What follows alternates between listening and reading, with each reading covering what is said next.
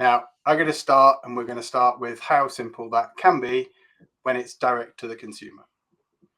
So we've heard all the subscriber surveys that Ben's talked about and that everyone has seen all over that say consumers are spending a lot on subscriptions. Everything is a subscription now, and there are plenty of subscriptions people just aren't using.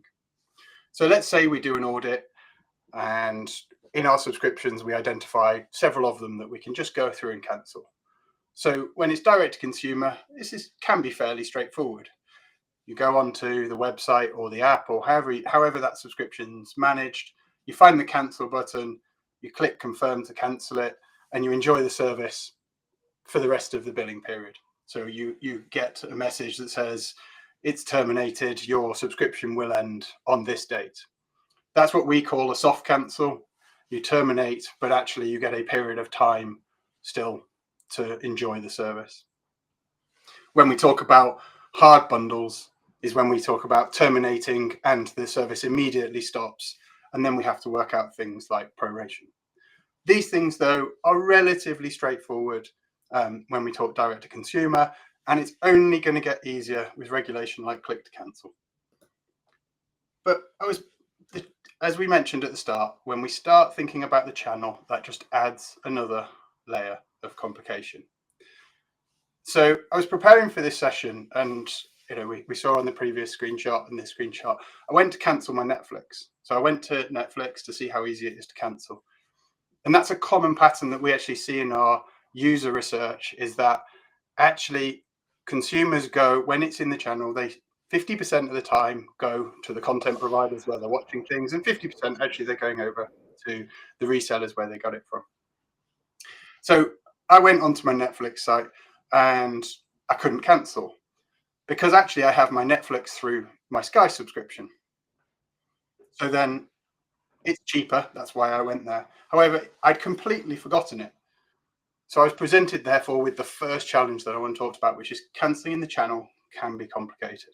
And this is just one example. There are many examples. So when it comes to cancelling, creating, activating, suspending your subscriptions, the channel can be complicated to get right, but you don't want to pass that on to the consumer. So where can the consumer cancel from? Is it a cancel and enjoy the service to the end of the billing? The soft cancel we talked about. Is it a hard cancel? How do I then deal with the billing and the refunds? So I got to the Netflix site. As I said, I can't cancel Netflix from Netflix. But I also, in this really extreme case, I can't even cancel it from the Sky website because there are other ways that I have to go through to cancel. God, it does sound like a horrible customer journey, right? So I think it'd be great to just describe a little bit more of a customer journey that is good from your eyes. Yeah, sure. So the point that we always try and get across when we're working with our customers and when we're designing the products and building the products that we have is there are now more combinations of journeys that you need to think about, and there are more unhappy paths or happy as well. Actually, there's more happy paths. There's not just one happy path of cancel. There's now multiple places to do this from. So it's not just about providing that one cancel journey.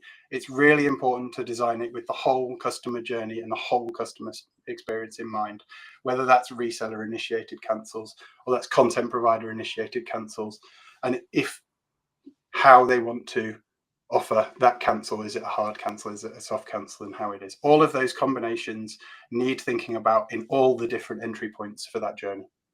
So you really need to start thinking about all of those scenarios, some of which I've talked about today, but they all need really thinking about.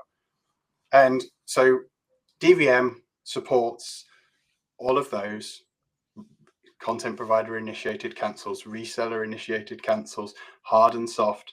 Because over the years of building DVM and the many, many different channels that we've supported, Bango have grown a sort of deep understanding of the customer journey and how to ensure that it's the same or better than direct to consumer. And the power of that kind of platform business approach that Bango takes to this means that there's an abstraction between the two different parties in the channel. So if you consider that you'll never have one channel, so we're always thinking about the growth that you want to experience, how good the subscription economy is. You don't just want one partner, you want many of them. And we know that every channel partner has different APIs, because they do. And so by abstracting that away with DVM, it allows Bango not only to scale and get there quickly with your channel partners, but also even extra special scenarios are possible where the platform in the middle, which is the DVM product, understands how to do things that the other you can't do necessarily direct. So for example, where a reseller doesn't support soft cancel, but you want to be able to provide that journey, this is something that DVM can do. We've seen it all, Kai. I think we've seen it all. That's right.